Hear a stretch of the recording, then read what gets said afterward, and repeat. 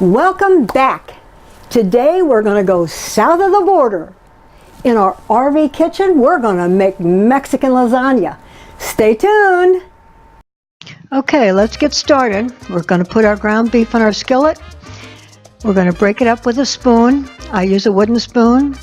Get all the pink out of it so that it's cooked up real good. You shouldn't have to drain this if you use extra lean. Then on top of that, I add a half a cup of my salsa. Spread that all around, mix it all up inside the skillet real good. Mix it in with the meat. In the meantime, I put the rest of the salsa in the bottom of my baking pan. And you always want to push it out to the edges so that it gets all incorporated.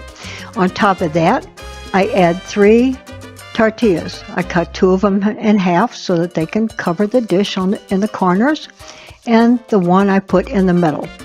So it makes a nice foundation. On top of that, I put the beans, half of the beans. Spread them all around to cover the tortillas real good. And then on top of that, I just put half of the ground beef that I had cooked up already. Put that on there and spread it all around. And as you can see, it's nice and dry. It's not oily or anything like that. So it looks good. It spreads around real well. And on top of this, I have to add then the sour cream.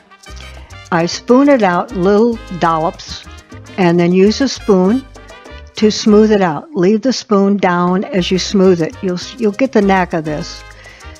On top of that, I use a half of the cheese. Spread that all around.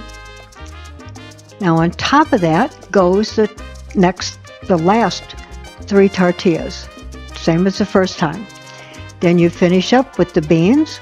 Spread them in there. The rest of the meat. You can see how easy this is. The sour cream, the remainder of the sour cream goes on top of that again. And of course we have to top it off with cheese. Isn't that delicious? It's wonderful. So we're getting ready to put it into our preheated 400-degree oven. I make a little tent over it with aluminum foil to keep the cheese from sticking to the aluminum foil. So crunch that around there, slip it into the oven. Now you want to leave it in the oven for about 25 minutes. That gives it the cheese a chance to melt up real good. Meantime, I make up the garnish. Chop up a couple of green onions. You can add as much as you want. Everybody puts a little topping on. Then I also cut up a nice red ripe tomato. And I chop that up real small so you can sprinkle that on there.